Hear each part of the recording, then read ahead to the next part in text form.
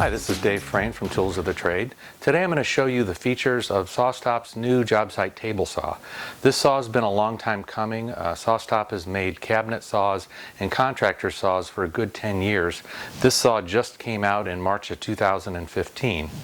One of the more interesting features on this saw is the crank for raising and lowering the blade. One turn gets you all the way up and all the way down. Usually with saws you got to crank that thing a million times. The bevel is set by squeezing the back of the handle. That's your release. Wherever you let go, it locks in place. If you want to do more fine adjustment, there's a mechanism here that'll give you plus or minus. You can rotate it. It'll give you plus or minus a degree, so you can dial in about whatever you want. The fence stores on the side of the saw. It's kind of unusual in the sense that this is the mechanism for locking it, this button. It connects on the front part of the fence only. It just rides on the back. Locks very firmly in place. I mean, it's kind of almost a T-square type fence. I've heard people speculate that, oh, it doesn't lock in back, that's bad. I've never had it flex or do anything like that when I've been cutting pretty heavily on it, so I don't think it's a problem. Nice part about this is it slides very easily because you're not trying to grab back here also. Let's make some cuts with this thing. Okay, I'm going to make a test cut with the saw so you can see how it works. This is a piece of 5/4 inch hard maple. That's a pretty tough thing to cut. I'm using the supplied 40-tooth blade. I'm also going to use the supplied push stick, which stores over here. The saw has an electronic safety mechanism that controls everything. So when you start the saw, the first thing you're going to do is power it up. And the first time you power it up, after it's been off for a while, it takes a few seconds to kind of do its own diagnostics. This is the power switch.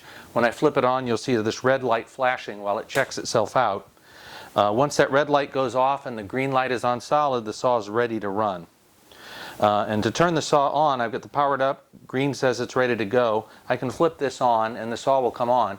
I have this saw connected to a dust collecting vac. It's a self-cleaning vac, so you'll hear it running in the background. If you hear some thumping, that's not the saw, it's the vacuum cleaning itself. Here goes.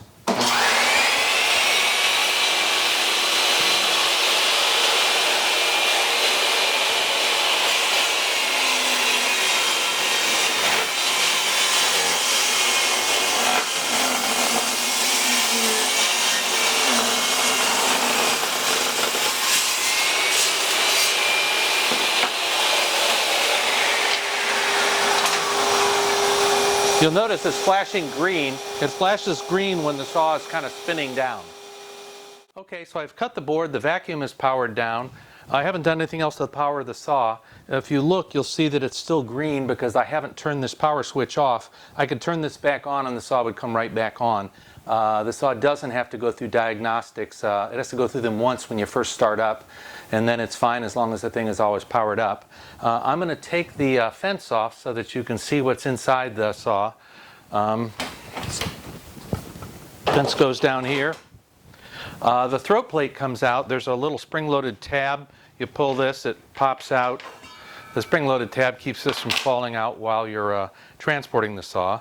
I can take the riving knife out by flipping a little lever here. Knife comes out.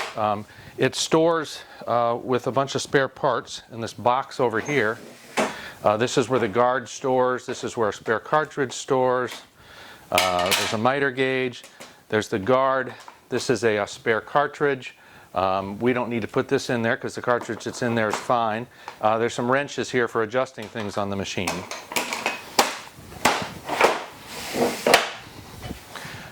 When the blade brake on the SawStop is activated, it destroys a $69 cartridge and damages or destroys whatever blade you have in there. Most people, if that's what happened, instead of losing a finger or a hand or having to go to the emergency room, would think that was a pretty good deal. What people are concerned about are false activations, where the mechanism goes off because you're cutting something that has a nail in it, a staple in it, or you're cutting wood that's too wet. This is a piece of very wet pressure-treated lumber. It may not look like that to those of you who are on the East Coast who are used to seeing it green. Out here on the West, they typically stain this stuff, and that's the way you buy it. I bought this a couple days ago. It's very wet. I'm going to cut it first in bypass mode. Bypass mode temporarily deactivates the safety mechanism and allows you to cut materials that are too conductive without having the blade brake go off. The way you do that is you hold in this bypass button. The red light down here will flash. Then you flip the lever to turn the motor on. Wait for that red light to flash again, and then you can let go of this button and the motor will stay on. As soon as you turn the motor off, it will go back to the normal mode, and if you want to go back to bypass, you'll have to go through this operation again. While you're running in bypass, that green light is going to flash. When I'm done, if the wood I've cut was not too conductive, the red light will remain off. But if it was too conductive, the red light will come flashing and tell me, hey, that stuff's too wet. Here goes.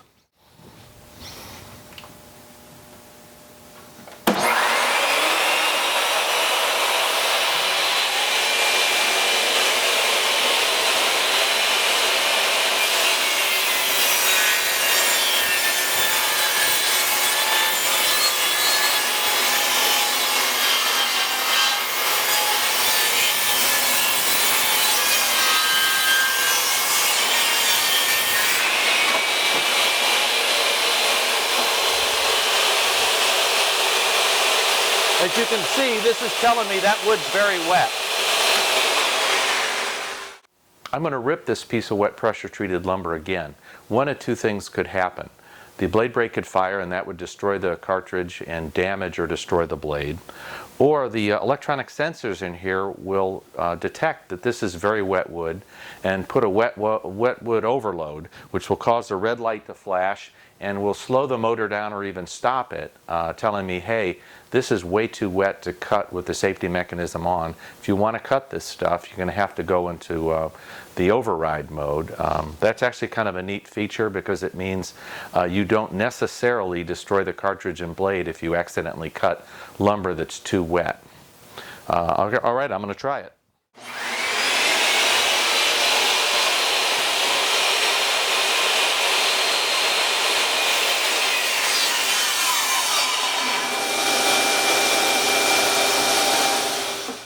Here's what just happened. I was cutting wet pressure treated lumber without setting the saw to the bypass mode. And wet wood can interfere with the saw's ability to detect flesh. So the electronics slowed and then stopped the motor. This is all the further I got with the cut, not very far. The alternative for the saw would have been to trip the brake, which would have meant I'd have destroyed a cartridge and probably had to replace a blade. This function is called the wet wood overload, and I think the reason it exists is to prevent people from using the saw and thinking they're protected when maybe they're not, which is what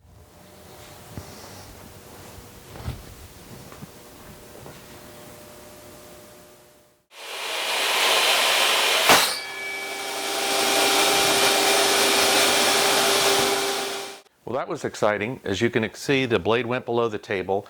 The cartridge is destroyed. I don't know what shape the blade's in. That was a fail on my part. The flashing light told me this was too wet. I cut it anyway, thinking maybe I would activate the wet wood overload. Instead, I activated the brake, so now I'm going to have to change that out before I can do any more cutting. People who are considering buying a SawStop are often concerned about what might happen if they hit a staple or nail. Staples and nails are metal, metal's conductive, and conductive materials can set the brake off, which will destroy the cartridge and maybe the blade. I'm going to test that proposition. I've put a staple into the end of this piece of framing lumber. I also put a row of staples along the edge, and I put some nails, 6-penny nails into the side. I didn't choose those for any particular reason. They just happen to be handy. I'm going to run this through the saw and see what happens, see whether it'll cut or whether it will set off the safety mechanism. As you can see, I've got the guard on there. I should have been using the guard all along. I didn't because I thought it would be easier for people to see the saw and what happens during various cutting things without the guard on there. Have it on there now because I'd rather not have a piece of nail come flying out and hit me in the face. I'm also going to wear a face shield just in case.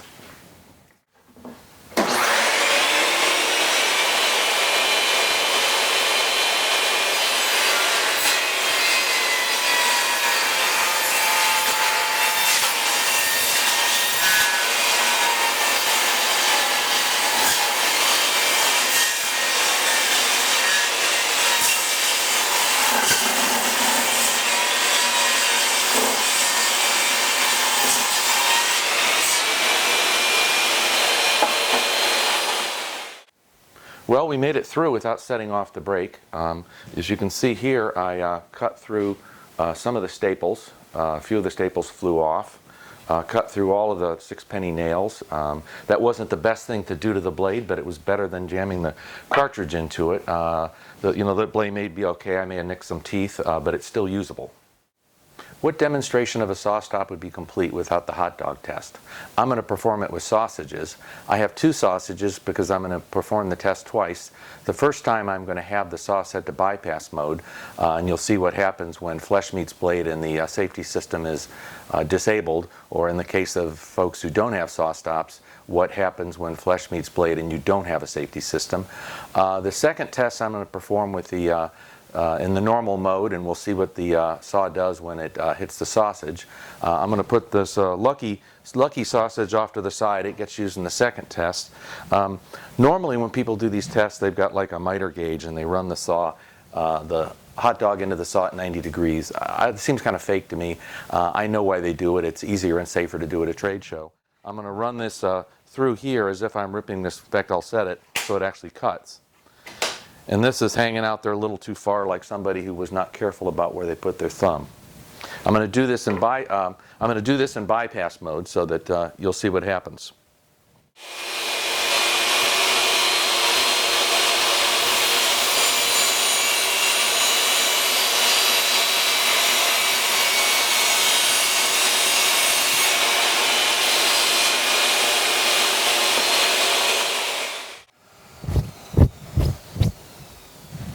Not pretty. That would be what happened if you weren't careful and you were in bypass mode, or you were with a saw that didn't have a safety system. The next sausage is going to be a little bit luckier than this one, I think. So I'm going to run this one now. I'm going to be in the normal mode. You can see it's going green. I'm not going to go into bypass, and we're going to do this again with the more fortunate sausage, I think.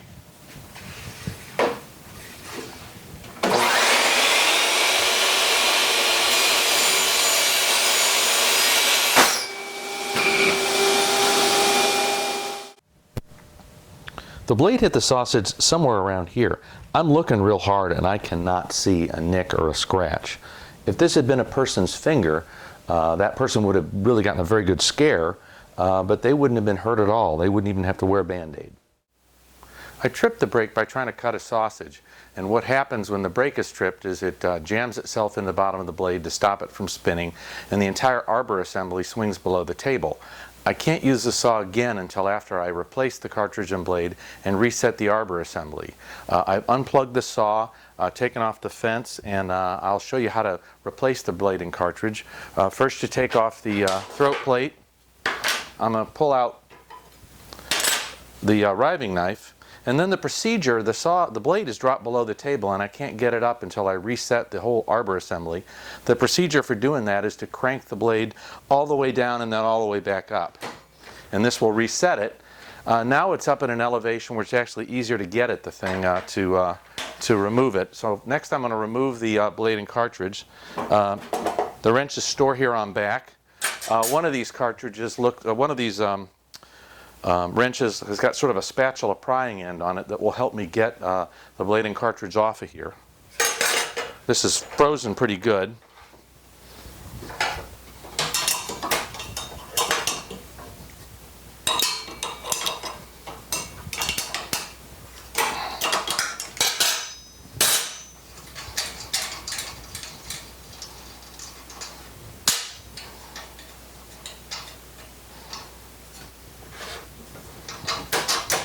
Now the cartridge is held on by a pin, and I'm going to have to pull that out. I'm just kind of got to jiggle it until it comes free. There's the pin, and now I've got to get this off of there. So I'm going to give it a pry. It'll pry sort of both the cartridge and the blade, because they're stuck to each other. And I'll show you that in a minute.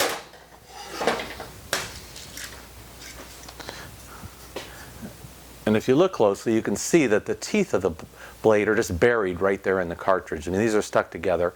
I could get these apart, and probably what would happen is I'd lose 2 or 3 tips. If this was a valuable blade, and the plate wasn't bent, I could take it to a sharpening place, have them braze on a few new tips, and resharpen the rest of the blade, and I could use it again. This is probably not that expensive a blade. I'll probably just throw it out. I'm going to replace the cartridge next. The spare cartridge lives in this box over here. You can slide the end of the table out to get at it. It's always good to keep a spare, otherwise if you set the thing off, you can't, and you've got a new blade, you're still sort of stuck. Let me show you what this thing looks like. It's kind of interesting. As you can see, there's like a multi-pin connector right here. Looks a lot like something you'd see on the back of a computer. There's a very stiff spring under here, and there's a circuit board in here. When the saw senses that flesh touches the spinning blade, it sends an electrical signal to the circuit board here, which releases this spring and allows this piece of metal to swing up into the bottom of the spinning blade, and it stops it almost immediately. The momentum of that action drops the entire arbor assembly below the table. Okay, so I've got a replacement cartridge. Let me show you how that goes in. It goes on, basically, there are posts inside the saw. One fits through here, one fits through here, and then I put a pin through here on the other side. It's a fairly easy procedure.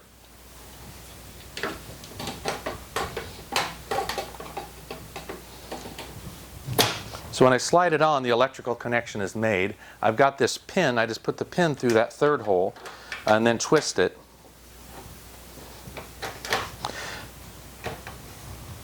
So now the cartridge is in there, and really at this point in time all I've got to do is put a blade on. It's the same as putting a blade on any other saw. I'd like to show you the two types of cartridges that work with this saw. This is the standard cartridge. It works with 10-inch diameter blades only. The aluminum part on top is about 3/4 of an inch wide. I tried using this with an 8-inch stacking dado to see if it would work. The saw must have some sort of proximity sensor because it wouldn't even turn on. If I want to use a dado set, there's a cartridge that works with an 8-inch stacking only. It looks like this. It's, from the side it's identical to the standard cartridge. What's different is the aluminum piece on top is wider. So if you're going to use the stacking dado, you're going to want probably two of these, one to keep in the saw and a spare just in case. SawStop's Jobsite saw is a nice table saw. It'd be a nice table saw even if it didn't have the safety mechanism. It's got a very nice fence with a very unique lever type latch. Slides very easily, locks very easily. I like the mechanism for raising and lowering the blade because you can put it all the way up or down with a single rotation. I like the mechanism for setting bevel because you can operate it one-handed, and there's a fine adjust mechanism attached to it that allows you to go up or minus 1 degree in really tiny increments. Everything stores very well in the saw. It's solidly made, and it works the way a table saw is supposed to work. I didn't talk much about the stand. It's got a nice stand, folds up easily, rolls very well. I think you'd want the stand. This is a heavier than average table saw, and it's much easier to wheel it around. I wouldn't want to have to carry it. The saw carries a rather hefty price tag. I think it currently goes for about $1,300. I'm probably not the best person to ask as to whether it's worth $1,300 because I have all 10 of these. The person to ask would be somebody who's lost a finger. If you know anybody who's lost a finger, ask them what they'd be willing to pay to get it back. I bet you all of them would tell you that they'd be willing to pay $1,300, and I bet you most of them, if they had it, would be willing to pay $13,000.